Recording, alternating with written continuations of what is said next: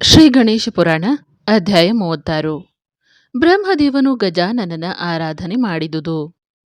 ಪೂರ್ವದಲ್ಲಿ ಒಮ್ಮೆ ಗಿರಿಜಾಪತಿ ಶಂಕರ ಸಹ ಪರ್ವತದ ಮೇಲೆ ಮಹಾಬಲ ಕ್ಷೇತ್ರ ಸ್ಥಾನದಲ್ಲಿ ವಾಸ್ತವ್ಯ ಮಾಡಿದಾಗ ಯಜ್ಞ ಮಾಡುವ ಇಚ್ಛೆಯಿಂದ ತನ್ನ ಇಬ್ಬರು ಪತ್ನಿ ಸಹಿತ ಬ್ರಹ್ಮದೇವನು ಅಲ್ಲಿಗೆ ಬಂದನು. ಶಂಕರನಿಗೆ ನಮಿಸಿ ತನ್ನ ಮನದಿಚ್ಛೆಯನ್ನು ನಿವೇದಿಸಿದನು. ತನ್ನ ಇಬ್ಬರು ಪತ್ನಿಯರಲ್ಲಿ ಸಾವಿತ್ರಿ ಗೃಹ ಕಾರ್ಯದಲ್ಲಿ ತೊಡಗಿದ್ದರಿಂದ ಅವಳನ್ನು ಕರೆಯದೆ ಗಾಯತ್ರಿಯೊಂದಿಗೆ ಬ್ರಹ್ಮದೇವನು ಯಜ್ಞ ಆರಂಭಿಸಿದನು. ಅಷ್ಟರಲ್ಲಿ ಸಾವಿತ್ರಿ ಯಜ್ಞ ಮಂಟಪಕ್ಕೆ ಬಂದಳು. ತನ್ನನ್ನು ಕರೆಯದೆ ಗಾಯತ್ರಿಯೊಂದಿಗೆ ಯಜ್ಞ ಆರಂಭಿಸಿದುದನ್ನು ನೋಡಿ ಬಹಳ ಕ್ರೋಧಿತಳಾದಳು.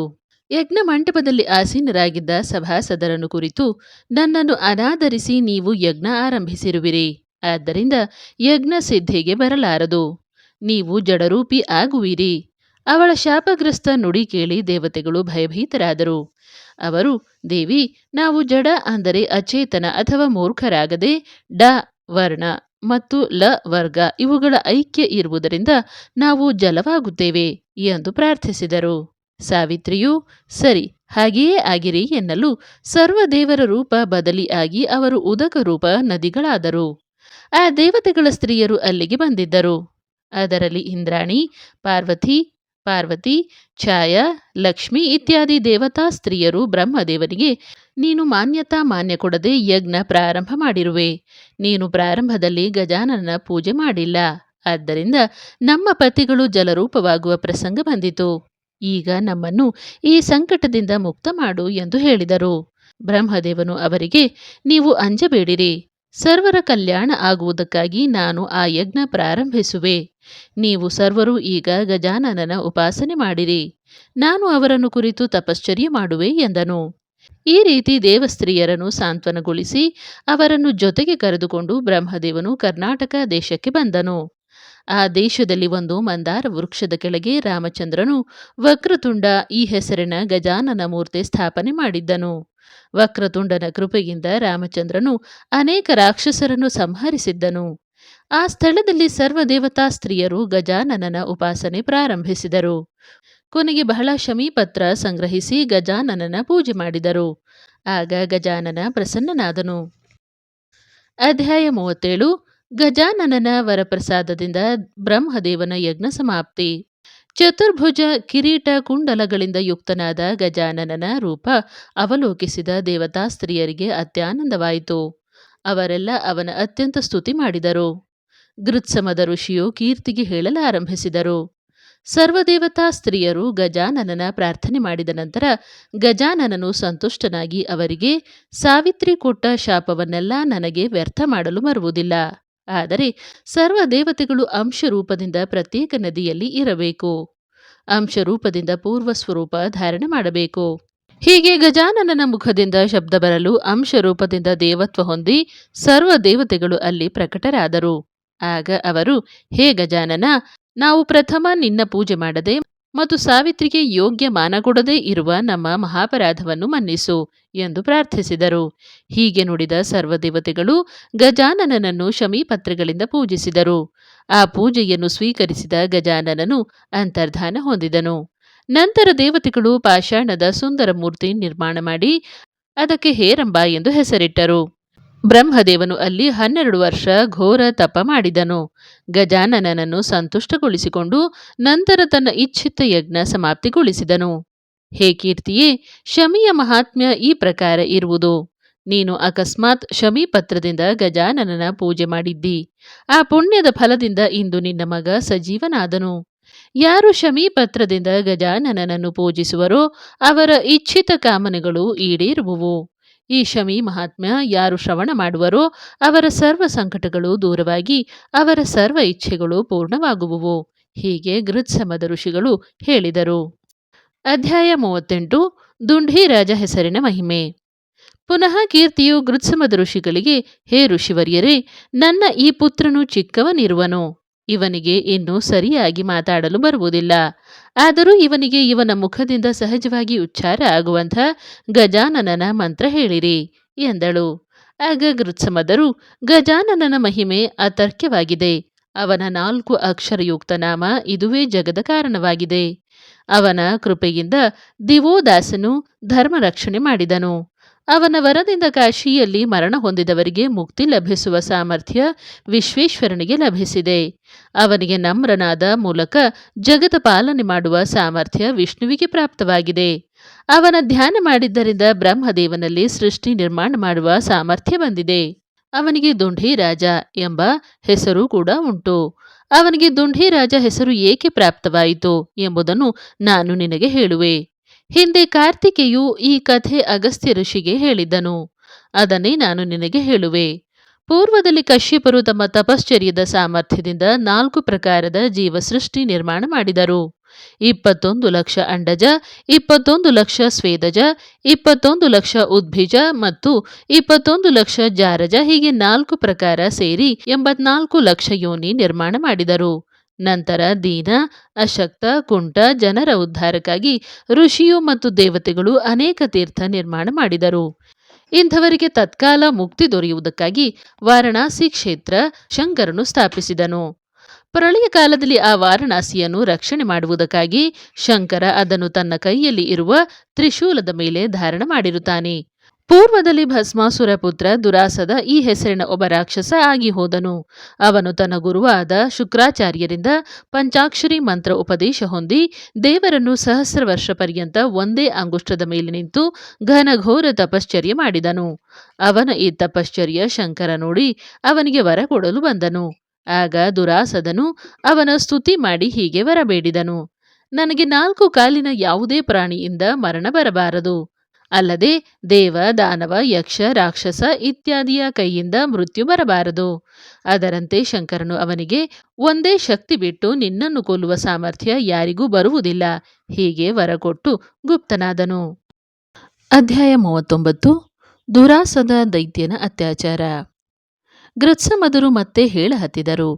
ಈ ಪ್ರಕಾರ ಶಂಕರನ ವರದಿಂದ ಮತ್ತನಾದ ದುರಾಸದನು ಪ್ರಥಮ ಪೃಥ್ವಿಯನ್ನು ಗೆದ್ದನು. ತರುವಾಯ ಆ ರಾಕ್ಷಸ ಸ್ವರ್ಗವನ್ನು ಗೆದೆಯಲು ಹೊರಟನು. ಆಗ ದೇವತೆಗಳು ಯುದ್ಧ ಮಾಡದೆ ಸ್ವರ್ಗ ಬಿಟ್ಟುಕೊಟ್ಟು ಗುಹೆಯಲ್ಲಿ ಅಡಗಿ ಕುಳಿತರು. ವಿಷ್ಣುವು ಅವನ ಭೀತಿಯಿಂದ ಸ್ವರ್ಗದಿಂದ ಹೊರಬಿದ್ದು ಕ್ಷೀರಸಾಗರದಲ್ಲಿ ಅಡಗಿ ಕುಳಿತನು.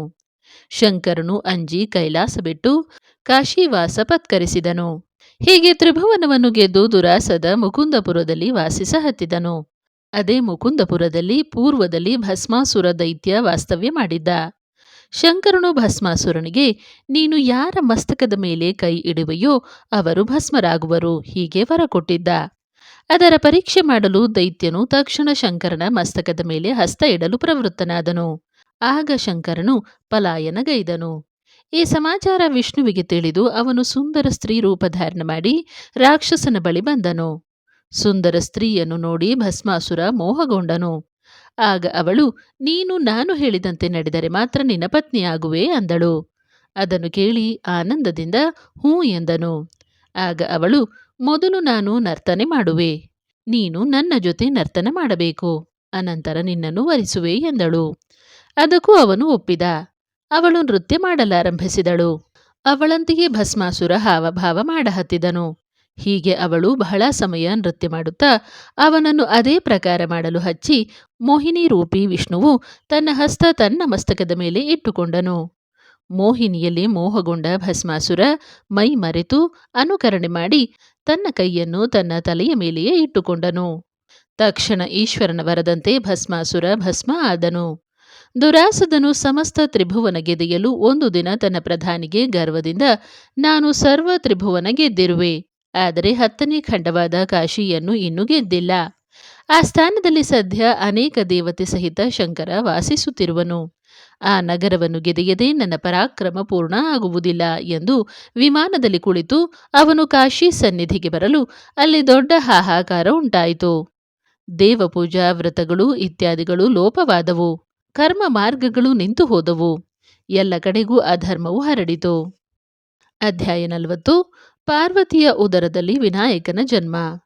ಸರ್ವ ದೇವತೆಗಳು ಮತ್ತು ಋಷಿಗಳು ಏಕತ್ರರಾಗಿ ಕೇದಾರ ಕ್ಷೇತ್ರಕ್ಕೆ ಹೋಗಿ ಬ್ರಹ್ಮದೇವನಿಗೆ ಶರಣು ಬಂದರು. ಆಗ ಬ್ರಹ್ಮದೇವನು, ಪೂರ್ವದಲ್ಲಿ ಆ ದೈತ್ಯನು ಘೋರ ತಪ ಆಚರಿಸಿದ ಮೂಲಕ ಶಂಕರನು ಅವನಿಗೆ ಅನೇಕ ವರ ಕೊಟ್ಟಿರುವನು. ಯಾರ ಕೈಯಿಂದಲೂ ಅವನ ನಾಶವಾಗಲಾರದು. ಶಂಕರನ ವರ ಸಾಮರ್ಥ್ಯ ಅಪಾರವಾಗಿದೆ. ಅವನೇ ಪಾರ್ವತಿ ಉದರದಿಂದ ಅವತಾರ ಧಾರಣ ಮಾಡಿದರೆ ಮಾತ್ರ ಆ ದೈತ್ಯನ ವಧೆ ಆಗುವುದು ಅಂದನು. ಬ್ರಹ್ಮದೇವನ ಸೂಚನೆಯಂತೆ ದೇವತೆಗಳು ಹಾಗೂ ಋಷಿಗಳು ಪ್ರಥಮ ಭವಾನಿ ಹಾಗೂ ಗಜಾನನನ ಸ್ತುತಿ ಮಾಡಿದರು. ಆಗ ಆಕಾಶವಾಣಿ ಆಯಿತು, ಹೆದರಬೇಡಿರಿ, ನಾನು ಬೇಗನೆ ಆ ದುರಾಸದನ ನಾಶ ಮಾಡಿಸುವೆ ಎಂದು.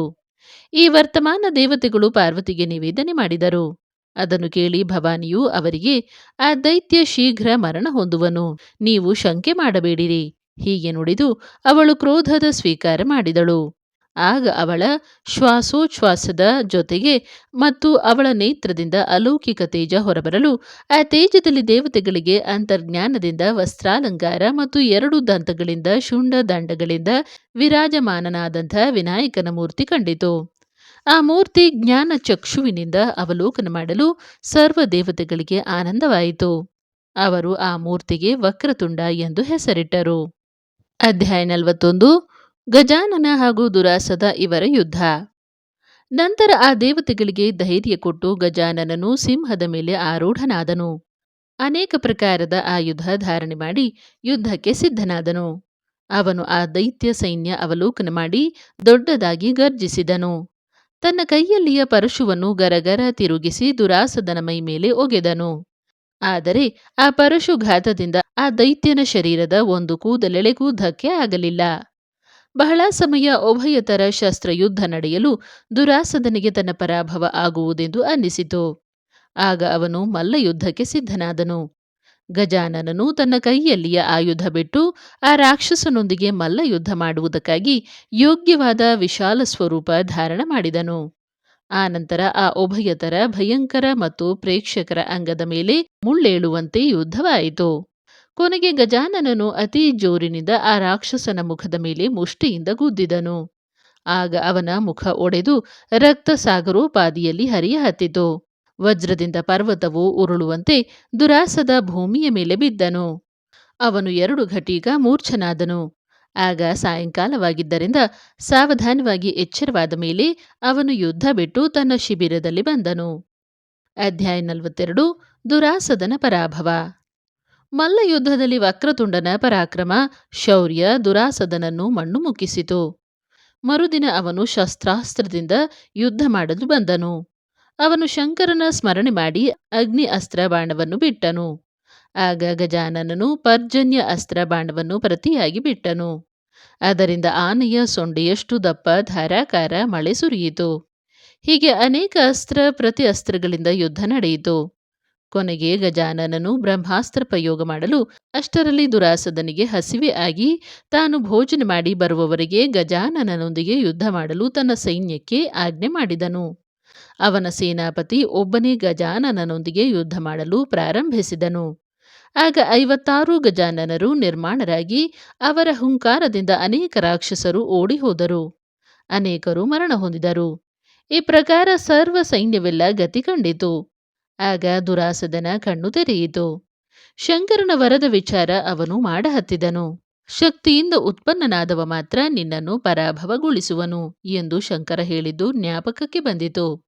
ಅಷ್ಟರಲ್ಲಿ ಗಜಾನನನು ತನ್ನ ವಿರಾಟ ಸ್ವರೂಪ ಪ್ರಕಟ ಮಾಡಿದನು. ರಾಕ್ಷಸನ ಜುಟ್ಟು ಹಿಡಿದನು. ಒಂದು ಕಾಲನ್ನು ಕಾಶಿನಗರದಲ್ಲಿ ಮತ್ತು ಇನ್ನೊಂದು ಕಾಲನ್ನು ರಾಕ್ಷಸನ ಮಸ್ತಕದ ಮೇಲಿಟ್ಟು ಗಜಾನನನು, ಹೇ ದುಷ್ಟನೇ, ಶಂಕರನ ವರದಾನದಿಂದ ನಿನಗೆ ಮೃತ್ಯು ಪ್ರಾಪ್ತವಾಗುವುದಿಲ್ಲ. ಇದು ನನಗೆ ಗೊತ್ತು. ಅದಕ್ಕಾಗಿ ನೀನು ಪರ್ವತ ರೂಪ ಧಾರಣ ಮಾಡಿ ಈ ನಗರ ಸಮೀಪ ಸ್ತಬ್ಧವಾಗಿ ಬಿದ್ದಿರು ಹಾಗೂ ಈ ನಗರದ ರಕ್ಷಣೆಯನ್ನು ನೀನು ಮಾಡು. ಹೀಗೆ ನುಡಿದಿದ್ದನ್ನು ಕೇಳಿ ದೈತ್ಯನು ಸಂತೋಷದಿಂದ, ಗಜಾನನನೇ, ನೀನು ಒಂದು ಸಮಯ ನಿನ್ನ ಪಾದ ಸದೋದಿತ ನನ್ನ ಮಸ್ತಕದ ಮೇಲೆ ಇಟ್ಟು ಹೀಗೆಯೇ ನಿಲ್ಲುವುದಾದರೆ ನಾನು ಇಲ್ಲಿಂದ ಎಲ್ಲಿಯೂ ಹೋಗುವುದಿಲ್ಲ ಎಂದನು. ಗಜಾನನನು ರಾಕ್ಷಸನ ಭಾಷಣ ಮಾನ್ಯ ಮಾಡಿದನು. ಆ ಪರ್ವತರೂಪಿ ರಾಕ್ಷಸನ ಮಸ್ತಕದ ಮೇಲೆ ಅವನು ಅದ್ಯಾಪಿ ಇಂದಿಗೂ ವಾಸ ಮಾಡುತ್ತಿರುವನು. ಅಧ್ಯಾಯ 43. ದುಂಢೀರಾಜ ಮಹಾತ್ಮ್ಯ.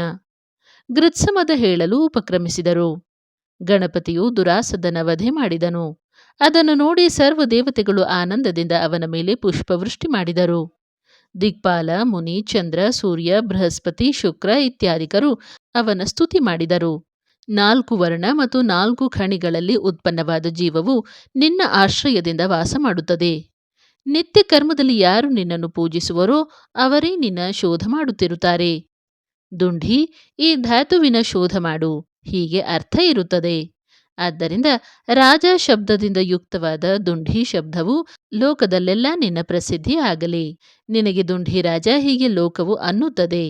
ನಿನ್ನ ದರ್ಶನ, ಪೂಜೆ, ಧ್ಯಾನ ಮತ್ತು ಸ್ಮರಣೆ ಇವು ಧರ್ಮ, ಅರ್ಥ, ಕಾಮ ಮತ್ತು ಮೋಕ್ಷ ಈ ಚತುರ್ವಿಧ ಪುರುಷಾರ್ಥದ ಸಾಧನಗಳಾಗುವುವು. ಹೀಗೆ ಅವನ ಸ್ತುತಿ ನಾವು ಸರ್ವರೂ ಮಾಡಿ ನಾವೆಲ್ಲರೂ ಅವನನ್ನು ಮಂದಾರ ಪುಷ್ಪ ಮತ್ತು ಶಮೀ ಪತ್ರದಿಂದ ಪೂಜೆ ಮಾಡಿದೆವು. ನಮ್ಮ ಪೂಜೆಯನ್ನು ಗ್ರಹಣ ಮಾಡಿದ ಮೇಲೆ ತನ್ನ 56 ವಿಭೂತಿಯೊಂದಿಗೆ ಗಜಾನನ ವಾರಣಾಸಿಯಲ್ಲಿ ಉಳಿದನು. ಹೀಗೆ ದುಂಡಿರಾಜನ ಆಖ್ಯಾನ ಇರುವುದು. ಇನ್ನು ದಿವೋದಾಸನ ವೃತ್ತ ಶ್ರವಣ ಮಾಡು.